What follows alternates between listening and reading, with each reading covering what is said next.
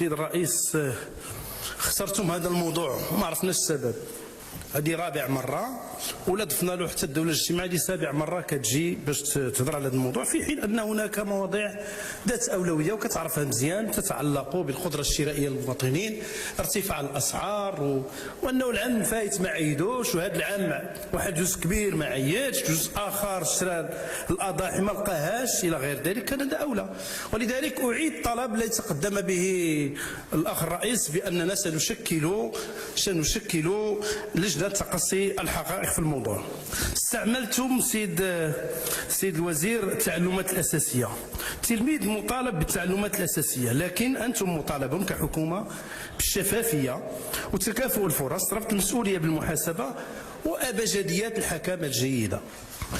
تنشغلون بالهدر المدرسي والمغاربه منشغلون اكثر بهدر المال العام وبهدر الفرص امام الكفاءات وبهدر الثقه بين المواطن والمؤسسات وبهدر الامل في الاصلاح. السيد الرئيس، تتكلمون عن مدارس الرياده، مدارس الرياده كتمشيو عند الاساتذه وكتقول لهم خصهم يعطيو رغم انفهم خصهم يعطيو واحد العدد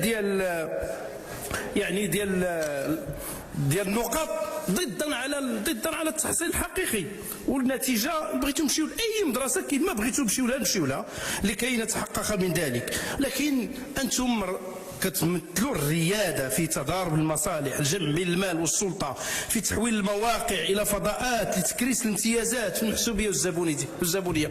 كل اسبوع كتعينوا على الاقل كمعدل 7، عينتوا لحد الساعه 730. خليني نقول لكم اخر تعيين درتوه هو المتعلق بمدير الخزينه والماليه الخارجيه، درتوه خارج القانون.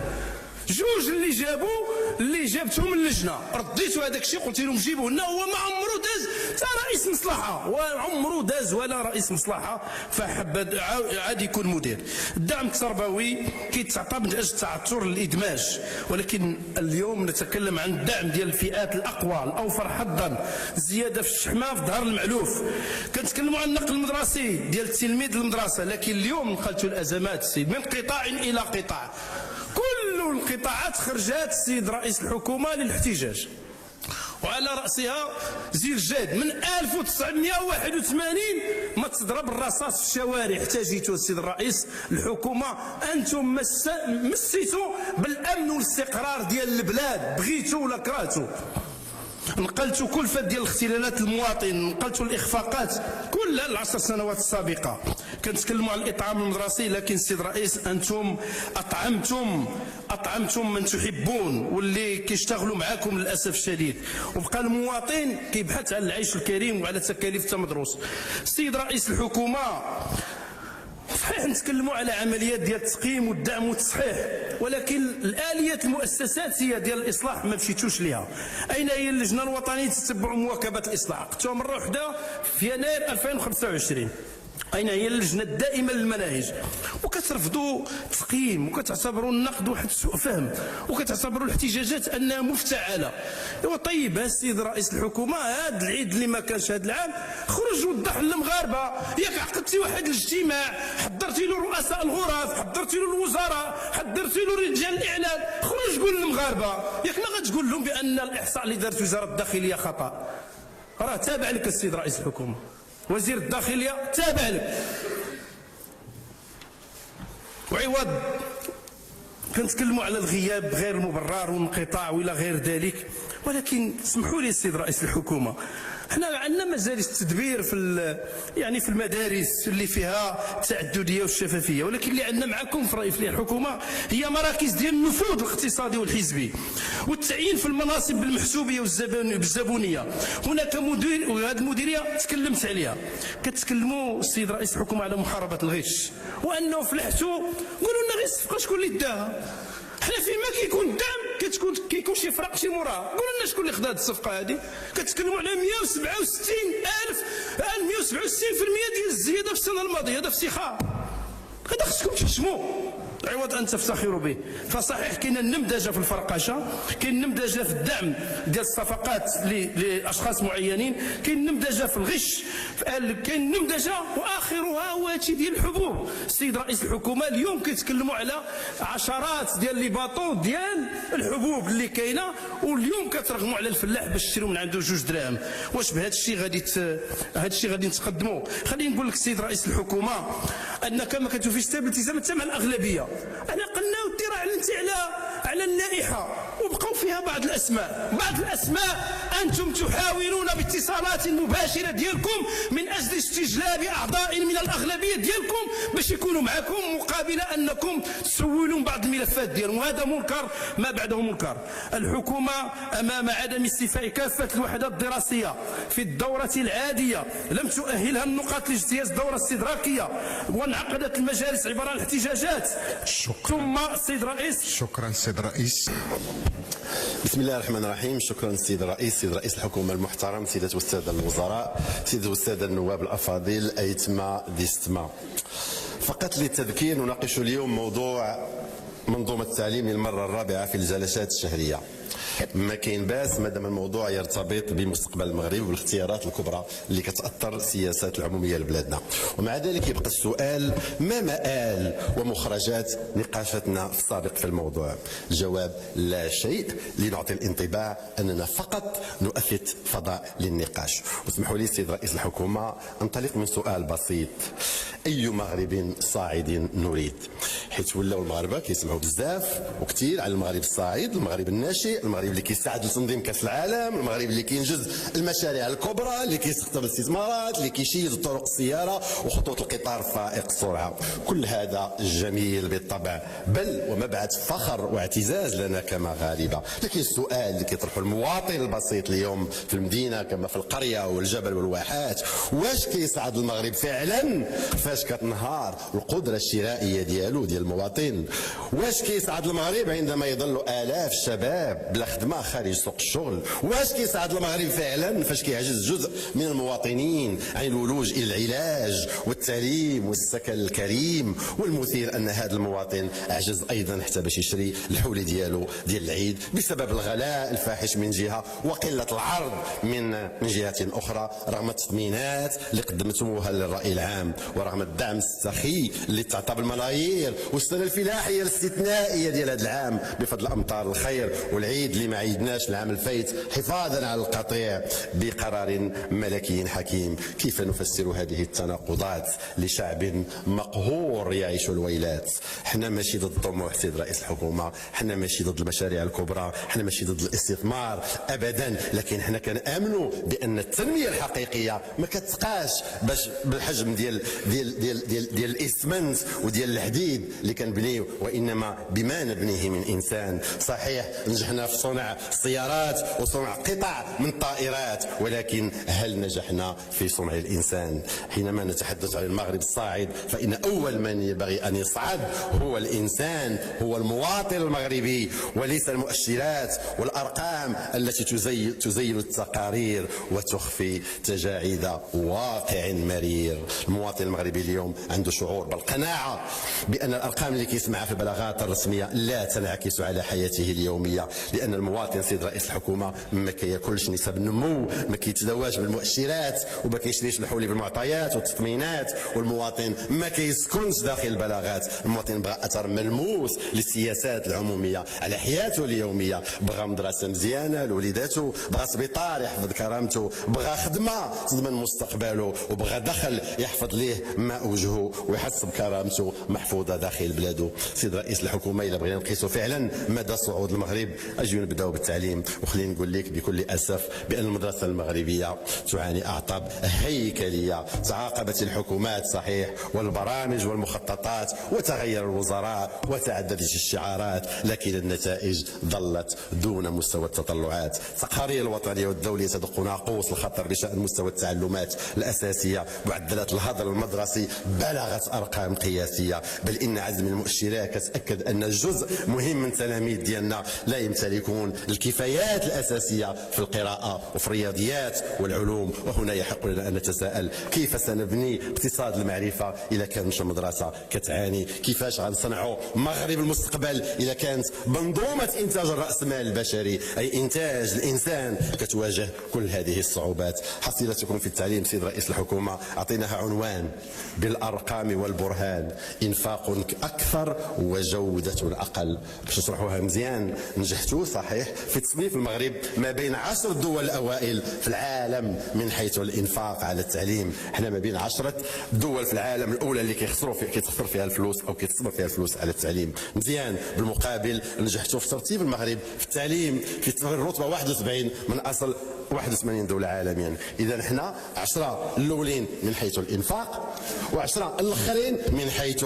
الجودة. هذه أرقام لا تحتاج إلى شرح أو إلى بيان. كالخطوة إلا رجعنا المغرب البلد الوحيد في العالم الأكثر إنفاقا على التعليم والأقل جودة في التعليم، وهذا تميز يحسب لكم ولحصيلتكم.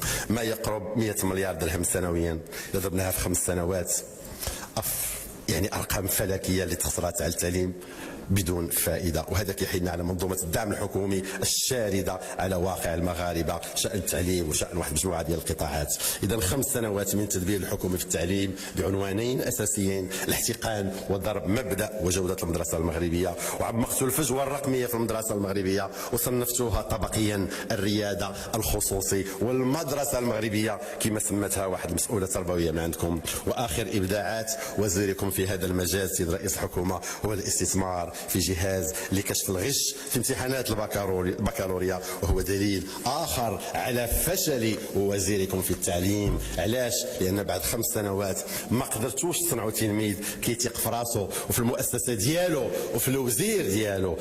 مهم جدا الآباء والتلاميذ يكون عندهم احترام وثقة في وزير التعليم، لأن الآباء كيطمئنوا والتلاميذ كيشوفوه قدوة ومثال ونموذج يحتذى. حولت الغش إلى قاعدة مبدئية شاملة، التلاميذ كلهم متهمين حتى يثبت العكس. وبلا ما تشعروا حولت التلاميذ إلى مشاريع غشاشين في وقت كان المغاربة كيتسناو من الحكومة تكون عندها أجهزة لكشف الغش الاقتصادي والغش الريعي والغش في الضرائب والغش في زواج المصالح بدل تضاربها. جهاز يكشف التطبيع مع الاحتكار ومع الفساد، وجهاز لكشف الغش في مختلف السلاسل الفلاحية وباك صاحبي، وجهاز يكشف الغش السياسي والانتخابي. التعليم الحقيقي يا سادة لا يقاس بعدد الأجهزة الإلكترونية ولا بحملات الاستعراض الإعلامي. التعليم الحقيقي يقاس بقدرته على تكوين عقل كيفكر، كيحلل، كينتقد، كيبدع. الحكومة اللي كتبجح بناء مدرسة كتعلم التفكير والتحليل والإبداع ما كتحتاج تحول الامتحانات إلى صراع بين التلميذ والجهاز. ولما كيصبح الحل هو تشديد المراقبة والردع على التلاميذ، فهذا يعني أن الإصلاح الحقيقي ما تحققش. بعد 5 سنوات من الوعود والشعارات نجد أنفسنا أمام مقاربة كتعالج الأعراض وكتخلي المرض. فبدل الاستثمار في الأستاذ وفي المناهج وفي جودة التعليم اختار وزيركم الاستثمار في أجهزة تكشف الغش. عرفتوا شنو هو الخطير في هذه المقاربة السيد رئيس الحكومة؟ هو الوزارة كتقول لنا المشكلة ماشي في التلميذ، بينما الحقيقة أن المشكلة في التلميذ، بينما الحقيقة أن المشكلة في المنظومة. ما قدراتش ترد المدرسة فضاء لتكوين العقل وتنمية الكفاءات وبناء الثقة والتنشئة على روح المسؤولية. لذلك كنقول لوزيركم في التعليم: الاحتفاء بأجهزة كشف الغش ليست شهادة نجاح الإصلاح بل شهادة على تعثر الإصلاح. المدرسة السيد الوزير اللي كتنجح في المهمة ديالها ما كتحتاج هذه الأجهزة باش تثبت هذا الشيء اللي بغيتي تثبتوا، لأن النتائج وجودة الخريجين هما شهادة النجاح، وماشي الردع والضغط النفسي والتأثير التربوي على التلاميذ بجهاز كشف الغش أجمع المغاربة. صحيح أننا في حاجة إليه لكن خارج الأقسام، حيث خاصو يتعمم في جميع وعلى جميع القطاعات. ثم فضيحة أخرى السيد رئيس الحكومة، كيف يسمح لموقع دون المواقع الأخرى، موقع تافه وسمج معروف بالسخافة ديالو الابتزاز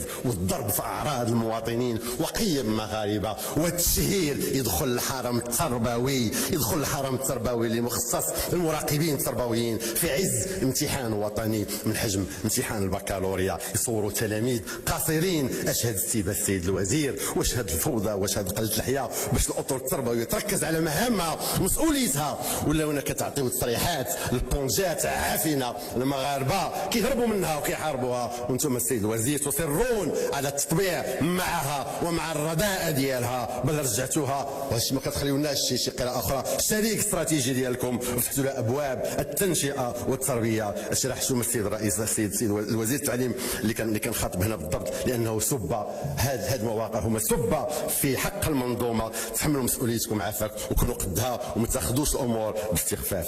تعاقد السيد رئيس الحكومه، انا كنظن بان اما السيد الوزير اسمح لي ما فهمش او ما فهمكمش. ما رسمتوش المتعاقدين، رسمتوا تعاقد. علاش؟ لان النظام سيد الوزير، النظام الاساسي ديالكم، النظام سميتوه نظام، عطيتو واحد السميه، نظام القطاع، ما قلتوش الوزاره. النظام الاساسي لموظفي القطاع، ما قلتوش موظفي الوزاره. كنجيو للقانون الماليه خصصتوا 371 منصب شغل للوزاره وخصصتوا 21 منصب شغل لاكاديميات. اذا ما هو الجديد؟ واش اللي كان شحال هذه؟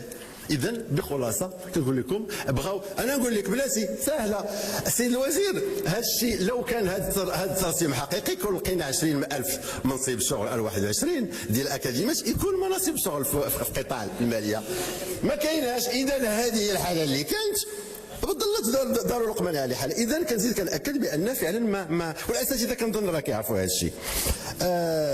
اليوم بغينا السيد رئيس الحكومه بغينا بيانات ومؤشرات على ماذا نفذت الحكومه من الالتزامات الوارده في النظام الاساسي وفي الحوار الاجتماعي القطاعي. فين هي لجنه تجديد المناهج اللي هي جوهر الاصلاح، ماشي بقات في الطابلات وبقات في يعني في السيما وفي البني وفي آلة مراقبه الغش. اين التزام وزيركم في التعليم المتعلق بتخصيص دعم الاساتذه العاملين في المناطق النائيه والصعبه، واللي التزم انه غادي في نهايه 2025 غادي يكون الالتزام نفذ وانتهى. اولا وكعادتكم ما التزمتوش بهذا الوعد. ثانيا فاش بغينا نحدوا هذه المناطق، علاش بغينا هذه المناطق تبقى ديما صعبه؟ علاش ما نخلصوا الناس باش يمشيو لهذه المناطق الصعبه؟ المفروض هو مخطط تنموي للمناطق القرويه والجبليه والواحات والشريط الحدودي لتصبح جذابه، ماشي الحكم الابدي عليها انها تبقى صعبه.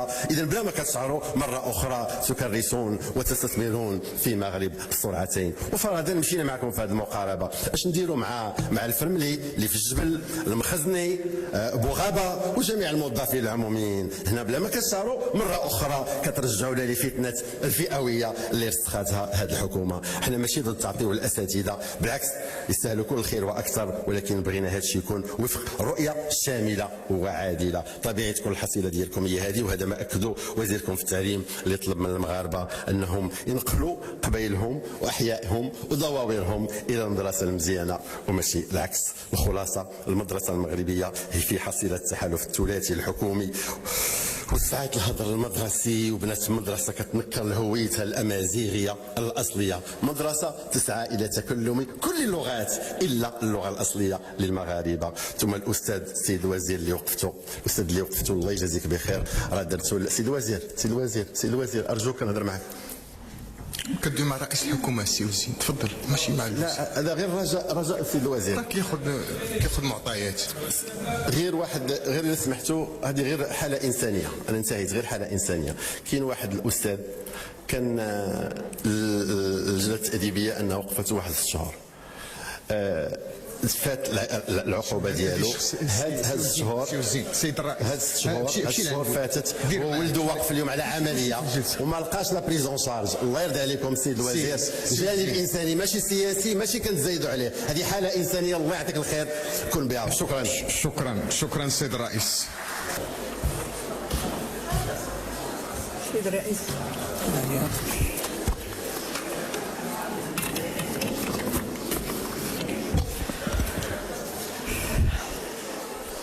السيد رئيس الحكومة، باسم الحزب الاشتراكي الموحد يشرفني المساهمة في النقاش الدائر حول التعليم. إن ما وقع في ظل حكومتكم من تفكيك وتسريع وتكسير الاختلاط المجتمعي وتراجع الثقة دق آخر مسمار في نعش المدرسة والجامعة العمومية. قانون التعليم المدرسي لم تقبلوا حتى بإدماج المربين في التعليم الأولي في إطار الوظيفة العمومية. إذا التمييز منذ الانطلاق وتكريس التعليم بسرعات مختلفة، فضلا عن تلويث الفضاء الثقافي بالتدخل في المناهج والبرامج لزلزلة الهوية والقيم رغم احتجاجات هيئة التدريس. قانون التعليم العالي وضع مجلس الأمناء بمجلس إدارته المعين فوق مجلس الجامعة المنتخب مع إدخال رسوم التسجيل وضرب مبدأ التعلم مدى الحياة وارتباك في لغة التدريس وتكريسا للتبعية الاستعمارية وافتقاد لسياسة ناجعة للبحث العلمي. حكومة اللوبيات التي بددت 76 مليار درهم من الدعم العمومي غير قادرة على تأميم المنح للطالبة. شكرا السيدة النائبة المحترمة.